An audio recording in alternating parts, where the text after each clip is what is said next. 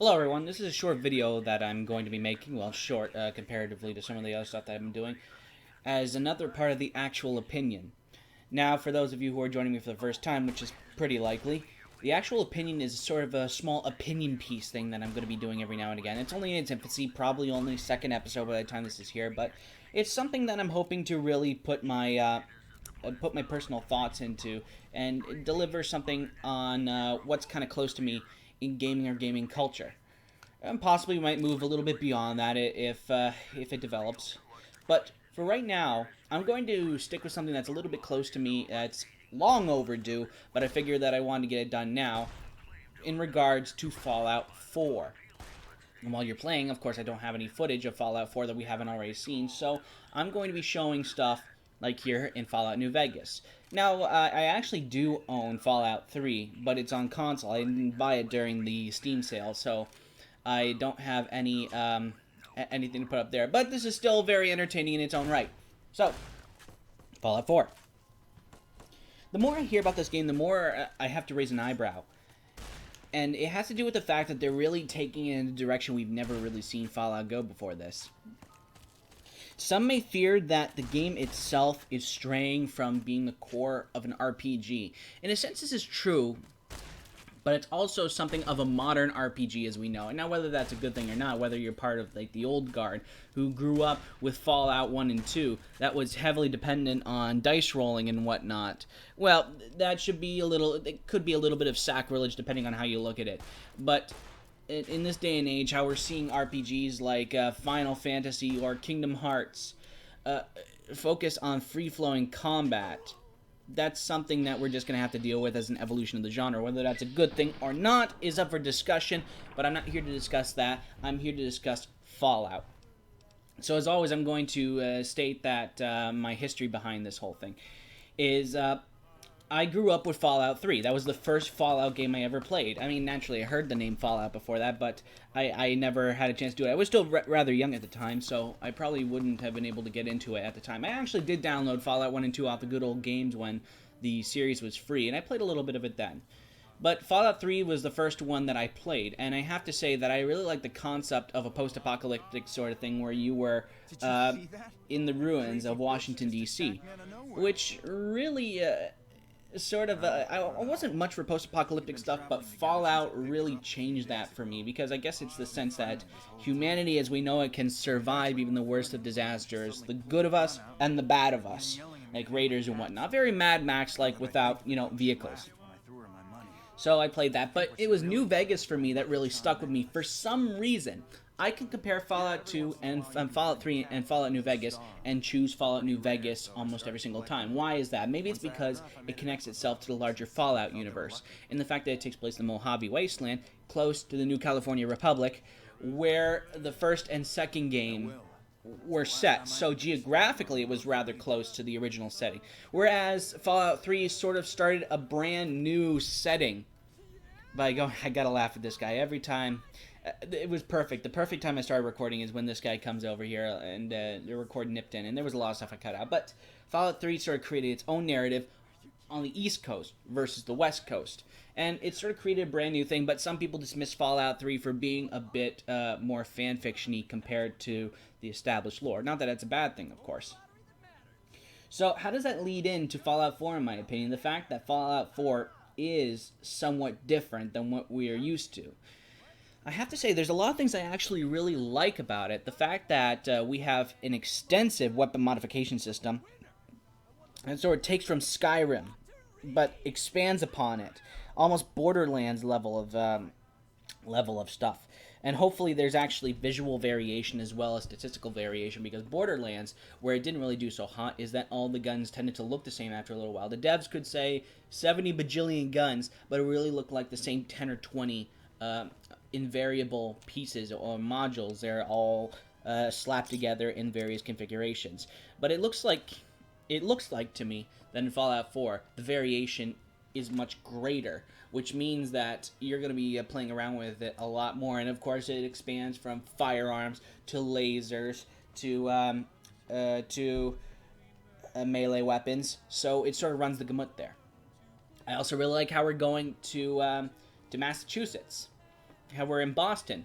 And because, well, it's a very important city in the context of American history, and the fact that it was one of the cornerstones for the American Revolution, and the overthrow of the British over the American colonies, and how the United States as we know it really came into existence back in the late 1700s. So it's interesting to look into a very, very influential city as well. That's what I like about Fallout, is it takes locations that are familiar to us and changes them in some way. We all know what Las Vegas looks like, even though some of us have never been there. We just know it because we see it all the time. We know what California looks like, and that changes. We know what DC looks like. It's one of the cities that you just naturally know.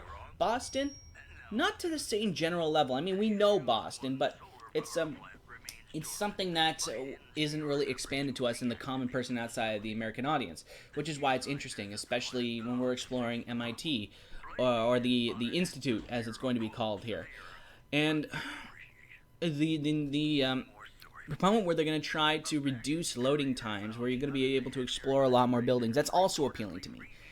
Because it gives like the sense that, of course, this is a really bombed out place. I mean, you're exploring just one big city, not small instances that are put all around the place that are separated by loading screens, which is something that they're really that's gonna really grab me.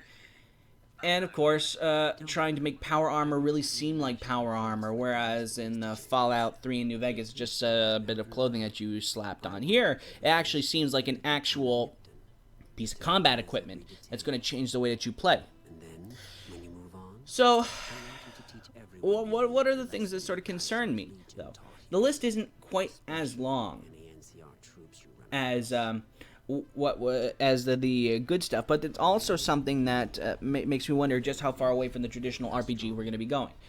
Obviously, shooting mechanics, more twitch motion is going to be a greater focus in this game. You're going to be doing aim down sight mechanics a little bit more so than before in any of the other games, where it seems like the core mechanic is really built around that. Now, some people who are more fond of Fallout being closer to its RPG roots may say that this is straying too close to Call of Duty. From what I saw, this isn't necessarily true. Yes, there's some aspects of it, like ripping off a minigun and using it in like shooting from the hip and stuff like that, or just having to pull up your sights whenever you want to shoot something. Yeah, but you're not necessarily required to do that, so this one can be debated on both sides, whether or not it's good or bad. Second sort of thing that I'm not necessarily fond of, I'm going to be quite honest with you here, is the inclusion of the wheel dialogue system. A voice protagonist is not unusual in this day and age, but part of Fallout's charm was being the voiceless protagonist, sort of in the same vein of the old-style BioWare RPGs, like Jade Empire, which I'm playing right now and is kick-ass. Like, even 10 minutes into the game, I was blown away with the whole justification of the morality system and whatnot there. Or in Knights of the Old Republic, where you were also a mute, but you could really inject your own personality into the sort of game, more so in number 2 than number 1. But voice protagonists in RPGs really sort of, I think, came about with the Mass Effect sort of gameplay, where of course Shepard was voiced, and now it seems like every RPG has to have a voice protagonist. That makes me wonder whether the days of the mute protagonist are over, whether there's going to be like just a simple inclusion of a personality. I mean, even in Skyrim, you didn't have a voice protagonist, or in Oblivion. But it makes me wonder if that's kind of going to be the case, or if it's just going to be put into just simply in Fallout, where we're going to have the character. What's the name? The character's name, is it Campbell?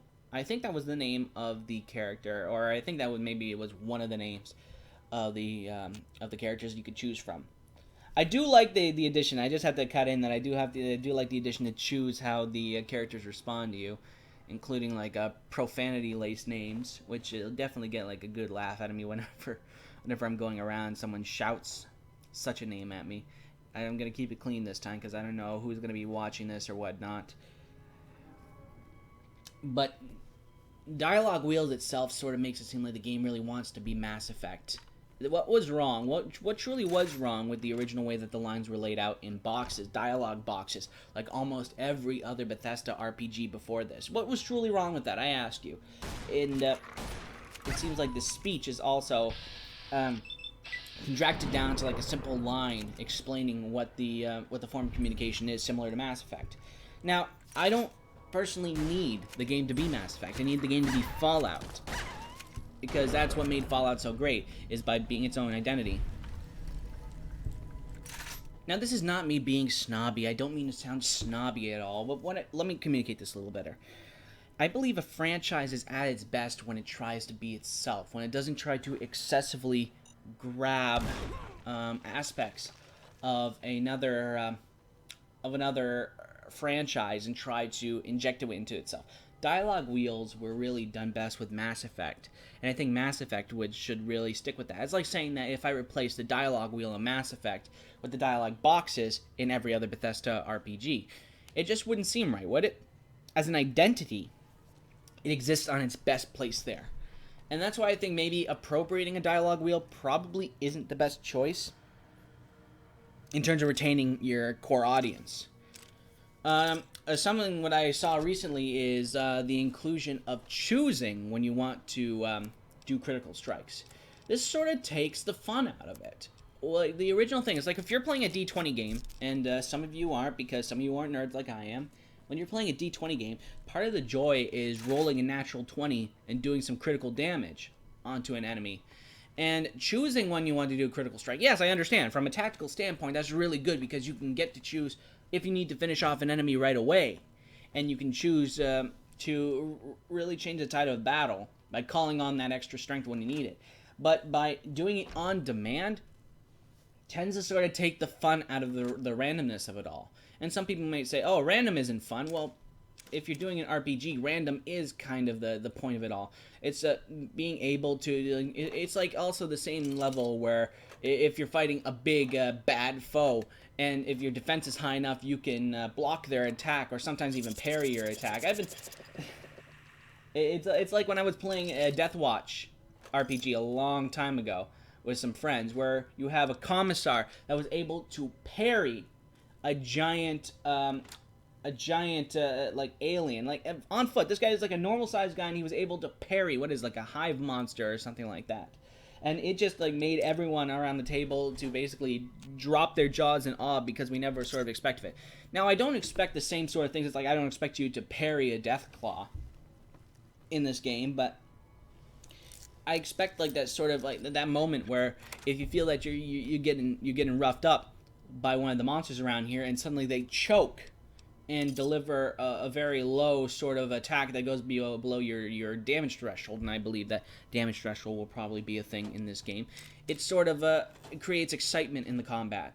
Now, another thing I also recently learned, that there is no level cap. You can keep on going and going, which makes me wonder if there's going to be some sort of scaling in effect.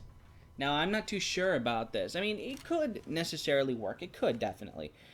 It sort of mean that you can keep on playing forever and ever and ever, but does that mean that you're going to be like an unstoppable maniac who can just take whatever the world dishes out, and you can shrug it off as like, oh, a death claw reaches you, it just swipes at you, ha ha ha, that tickles, bitch, and you could just use a power claw right on and just sort of tear his face off or something like that?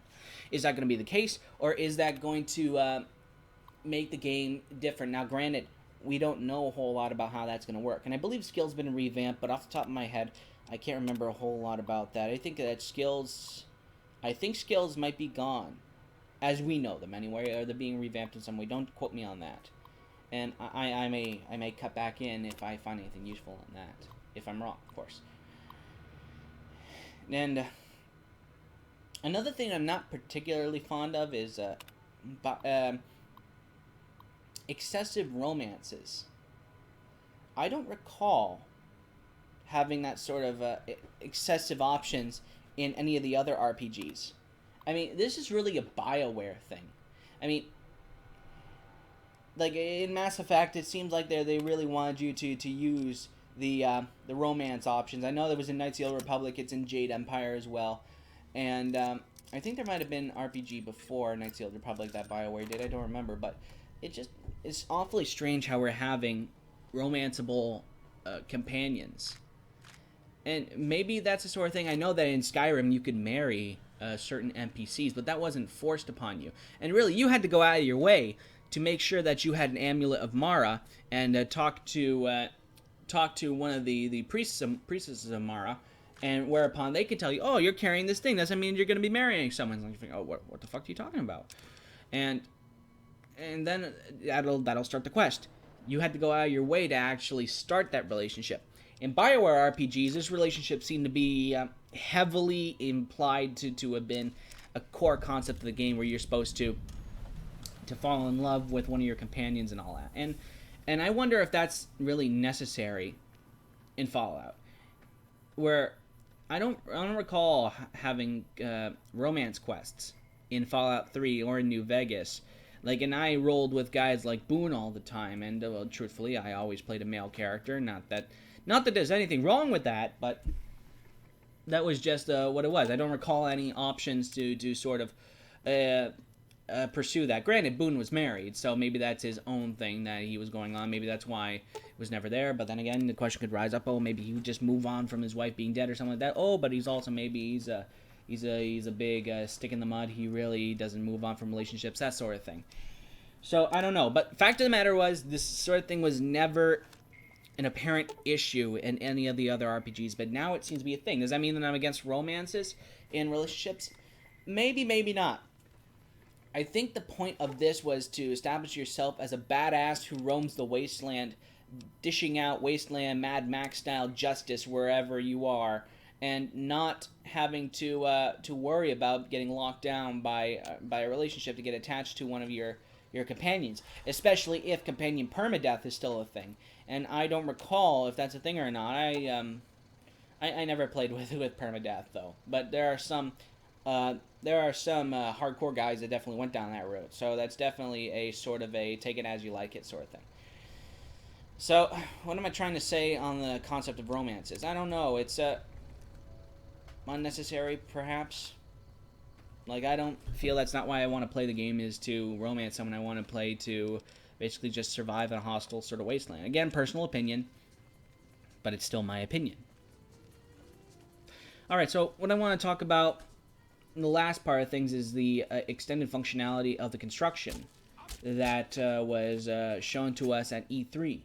And I have to say, I'm blown away by that. That pretty much sold me on this game. I love that clip the best, by the way. That really sold me on this game was the extended functionality for repairing and crafting. Now, granted, this is something that came about from Minecraft. Everyone wants to try to be like Minecraft in the sense that there has to be some sort of gathering mechanic. There has to be some sort of crafting mechanic. This is sort of following the crowd. But where Fallout really goes a little bit further is by, I don't know, like the depth of it. Like the fact that it fits in so well with the universe. That's what I'm so excited in. And maybe they went a little bit over the top with being able to create your own pixel Vault Boy light. I mean, what's the purpose of that? Is it just sort of like an on the side sort of thing to sort of cash in on that Minecraft crowd? Or is there a purpose behind it all? Is it going to exist in the game world? From what I understand, I don't believe it is, which makes me wonder if it's going to be really necessary. Is anyone going to be playing that after a little while? I think most people are just going to be preoccupied with the full game.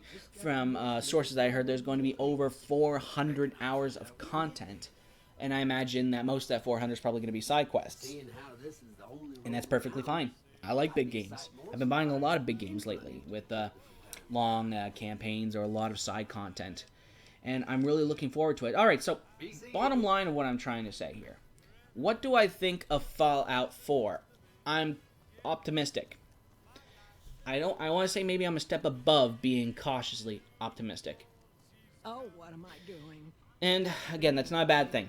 That's not a bad thing. There is definitely no harm in being a little skeptical, especially in today's world. I remember after the announcement, everyone was saying, like, don't believe his lies to Todd Howard. And I always got a kick out of that. But a lot of people said, oh my god, I'm believing the lies, and I love it. They taste so delicious. And I guess that I sort of believe the lies at this point. And it's fine. That's fine. Little eye keeps the world going round. But needless to say, I probably will buy the game. Especially since it's neat that mod support is announced for the Xbox. That was a great announcement, because so far as I know, there is no Xbox game or console game at all off the top of my head that accepts mod support from the PC, which means that it's also going to be Microsoft service, which means that it's possible we could see themed mods with Microsoft's express permission, of course, to port them to the console. Which means that we're now in a very interesting place for developers, and especially fan developers, who want to do their own modifications to the game. And I think that it's great that Bethesda sort of extended this sort of thing, especially in the wake of the whole paid DLC, the paid mod stuff that was going on Steam. That was not cool. I haven't forgotten about that. But it's good to see that they're making a little bit of progress from that. And I have to say, thanks to Bethesda for at least trying to make up for it bit by bit. There are some things I like about Fallout 4, and some things I don't like about it. But overall, I'm optimistic. I'm ready for a romp in another part of the wasteland. And wondering that Fallout is... I think I recall somewhere that Fallout was specifically supposed to represent the post-apocalyptic United States. But that doesn't really change my demand to want to see a Fallout game set somewhere else. Like, we know that Alistair Tenpenny came from England. Maybe it wouldn't be too out of the way to ask for perhaps maybe a future Fallout to be set in the United Kingdom, or something like that. We already know Mad Max was set in Australia, and it's a lovely day there, from what I understand. But I'd like to see maybe a little bit of exploration. Maybe we can probably see some vehicles in there, because I know that there's an airship. I wonder if we can fly it. And can we please just get some cars? Come on, it's post-apocalyptia. We need to have some sort of wheels. I see motorcycles. I know they work. But you know what? There's still more to come. But I have to say, very much liking what I see so far. There are a couple things that are a little off-putting, but otherwise not a deal breaker for me. I'm looking forward to when Fallout 4 comes out, whenever it comes out. I think it's next year. Or is it November? No, it was November it was coming. Almost, the same as Skyrim's release date. So I'm looking forward to it. Looking forward to some more information, and I can't wait to play around for 400 hours in that great big universe. Thanks a lot for sticking through this. This has been The Actual Opinion, and I hope to see you in the next one while I iron out the kinks. Catch you later, everyone.